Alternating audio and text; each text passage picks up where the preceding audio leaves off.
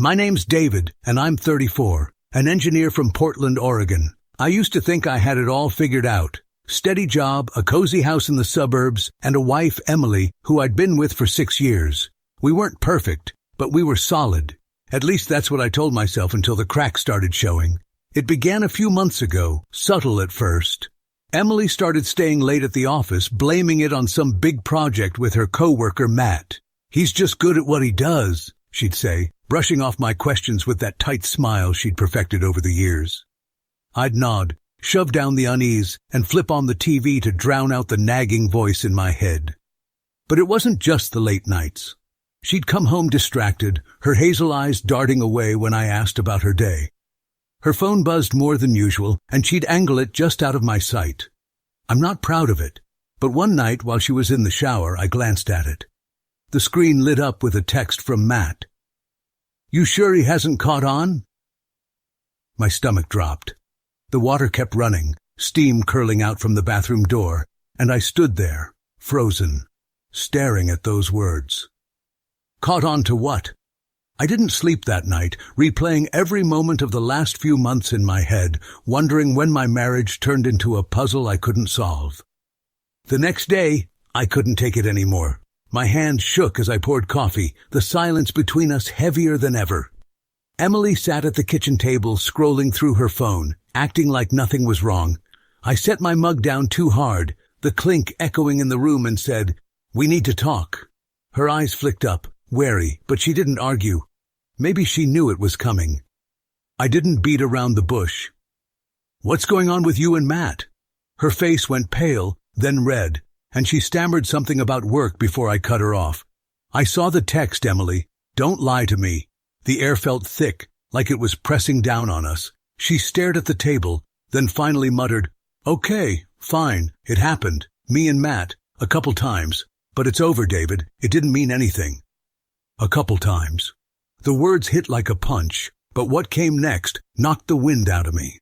"We didn't use anything once," she said almost casually, like she was admitting to forgetting the groceries. My mind raced to Sophia, our 4-month-old daughter, sleeping in her crib down the hall. Those tiny hands, that gummy smile. My little girl. Or was she? I asked, voice trembling. Could she be his? Emily shrugged, avoiding my eyes. "I don't know. Probably not." Probably not. I stumbled out of the kitchen, my legs weak, and stood over Sophia's crib. Her soft breathing filled the silence, but all I could think was, "I don't even know who you are anymore." I didn't look back at Emily. I couldn't. Not yet. I barely slept that night, crashing on the couch with Sophia's baby monitor humming beside me. Every coup she made twisted the knife deeper. By morning, I'd made up my mind. I needed answers. Emily was in the kitchen when I walked in, feeding Sophia mashed peas like it was just another day. "We're doing a paternity test," I said, my voice flat but firm. She froze, the spoon hovering mid-air, then turned to me with a look I'd never seen before. Pure fury. "A test? Are you serious, David? That's insulting." Her voice cracked, but she didn't stop. "You're supposed to trust me. I told you it's probably fine." Probably. That word again, I snapped. "Probably isn't good enough, Emily. I deserve to know if my daughter's mine." Sophia started crying, her wails cutting through our shouting. Emily scooped her up, glaring at me like I was the villain here. "You're being ridiculous. I'm not doing it." The argument spiraled. She accused me of being cold, controlling. I yelled that I couldn't live with this shadow hanging over us. Plates rattled as I slammed my hand on the counter, and she flinched. "If you won't do it," I said, chest heaving, "we're done." Her silence was louder than anything she could have said. I grabbed my keys and stormed out, the door banging shut behind me. Driving away, I didn't know if I'd come back, or if I even wanted to. All I knew was the truth was slipping further out of reach, and I couldn't stand it. I checked into a motel off I-5, the kind with flickering neon signs and stained carpets. It smelled like stale cigarettes, but it was better than facing Emily's excuses. My phone stayed silent. No calls, no texts. Just me, a lumpy bed, and a head full of questions. I couldn't sit still, so I started digging. First, I called Kate. Emily's best friend from college. She picked up on the third ring, her voice hesitant. Hey, David. Everything okay? I didn't waste time. Did you know about Matt? She sighed, long and heavy. I didn't want to get in the middle of it, but yeah, I heard rumors. It wasn't just a fling, David. It's been months. Months. The word burned. Kate didn't have much else, but it was enough to light a fire under me. I pulled up Matt's Instagram, private, but his company's page wasn't. There he was, at some holiday party, arm around Emily, her laughing like I hadn't seen in years. The caption, best team ever. Team, my ass. I couldn't stop there. I needed more. Proof, something concrete. So I did something I never thought I'd do. I hired a private investigator. His name was Rick, a gruff guy with a handshake like a vice. Give me a week, he said, scribbling Matt's name on a notepad. I'll find what you're looking for.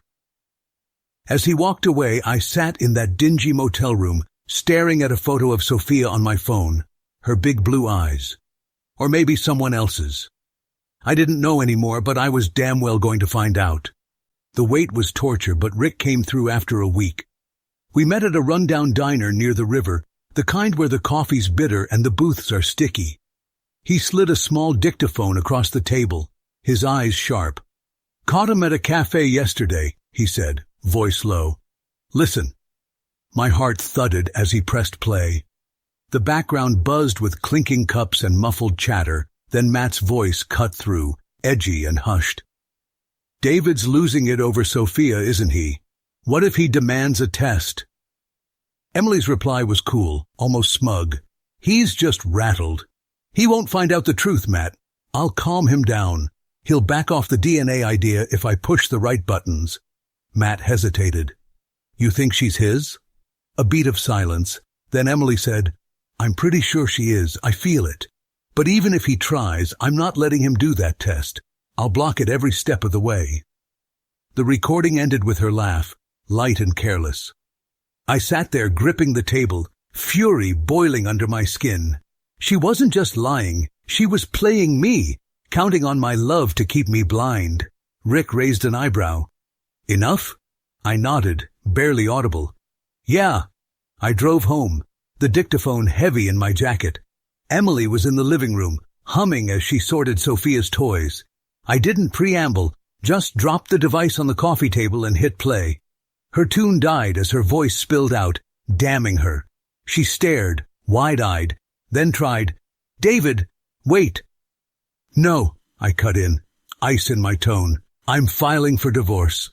Her mouth opened, but nothing came out. I walked away, leaving her with the echo of her own betrayal.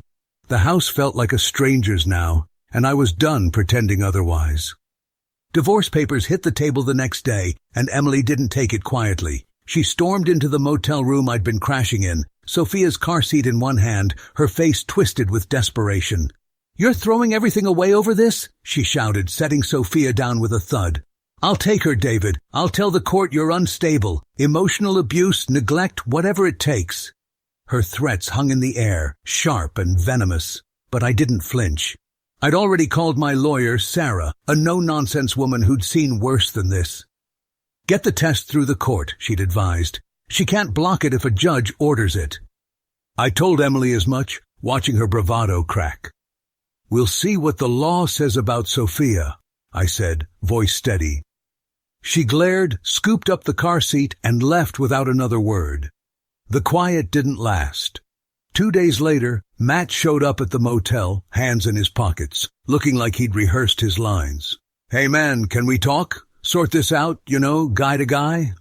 His casual tone made my blood boil. I let him in, mostly to see what he'd try. He paced, avoiding my eyes. Look, I didn't mean for this to blow up. Emily's a mess, and I want peace, okay? I studied him, tall, blonde, those damn blue eyes that matched Sophia's too closely. Peace? I said, stepping closer. You slept with my wife, maybe gave me a kid that's not mine, and you want peace? He flinched, mumbled something about not knowing for sure, and I lost it. Get out, I growled, shoving him toward the door. He stumbled, but left, and I slammed it shut, breathing hard. Those eyes lingered in my mind, a question I couldn't shake. The test couldn't come soon enough. The courtroom was a battlefield, and Emily fought dirty. She stood there prim in a navy blazer, spinning a web of nonsense to dodge the paternity test. "It's an invasion of Sophia's privacy," she argued, voice trembling for effect. "And David's just trying to harass me. He's unstable, Your Honor. He's been erratic since this started." She even threw in some wild claim about the test being scientifically unreliable because she'd read something online. I sat there, jaw tight, while Sarah, my lawyer, scribbled notes, her calm a stark contrast to Emily's theatrics. Sarah didn't let it slide. She stood up, cool and collected, and tore Emily's excuses apart. "Privacy, this is about parental rights, not a tabloid scoop. Stability? My client's been living in a motel to avoid conflict, while Ms. Thompson's been obstructing the truth." She slid Rick's recording across the table, judge approved now, letting Emily's own words about blocking the test play for the room. "As for science," Sarah added, a hint of a smirk, "I trust the court prefers lab results over Google." The judge, a stern woman with zero patience for drama, didn't hesitate. "Tests ordered. Next case." Days later, the results came. Sophia wasn't mine. I sat in my car outside the lawyer's office, the paper shaking in my hands. Relief hit first. Clarity, finally. Then grief. A deep ache for the daughter I'd lost twice. Emily didn't fight for much after that. The divorce wrapped up fast. I packed my life into a U-Haul and moved to Seattle, chasing a fresh start.